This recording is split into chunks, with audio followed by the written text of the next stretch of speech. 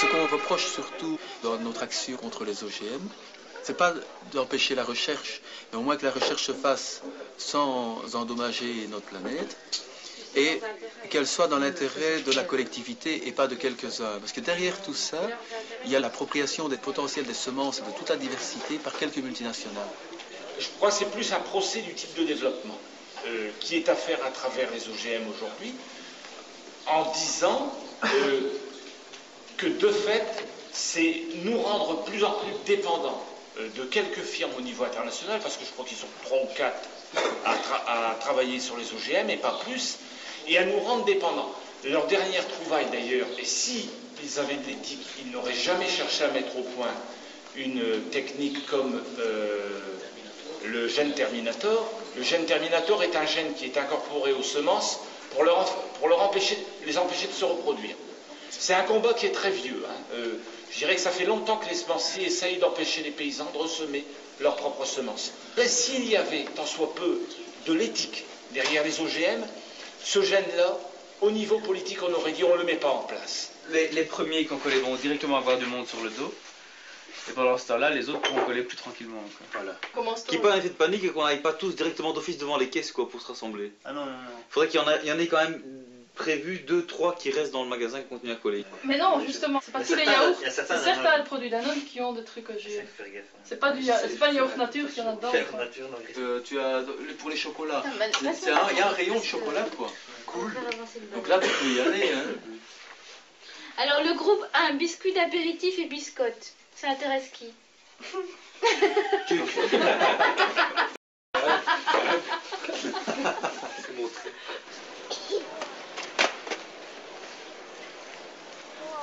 veux encore, quelqu'un?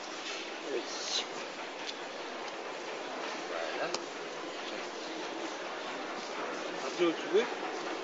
Quoi? T'en veux? Oui. Je veux... Ah. Tu mets ça juste, hein? Enfin, tu mets ça.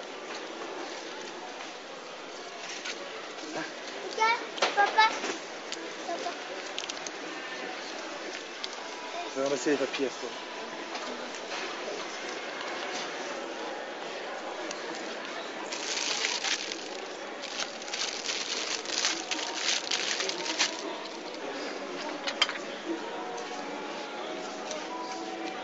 Merci, Blina.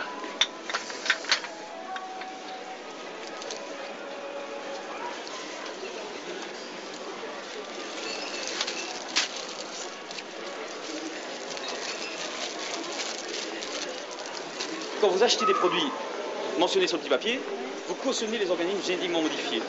Vous savez ce que c'est que les organismes génétiquement modifiés? Bon.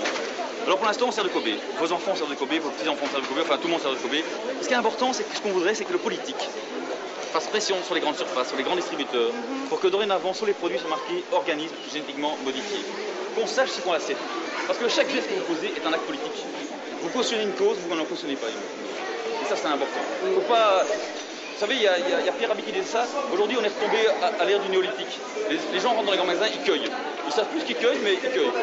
Ils mettent ça dans leur caddie, et puis ils rentrent chez eux, ils consomment, ils savent pas d'où ça vient, ils savent pas quel trajet ça a fait, qu'est-ce qui fonctionne derrière. Et ce qui est important aujourd'hui, c'est qu'on sache qu'est-ce que ça implique. Aujourd'hui, on n'a plus le droit de faire bouffer n'importe quoi. T'achètes au GB ou t'achètes au Cora. Désolé.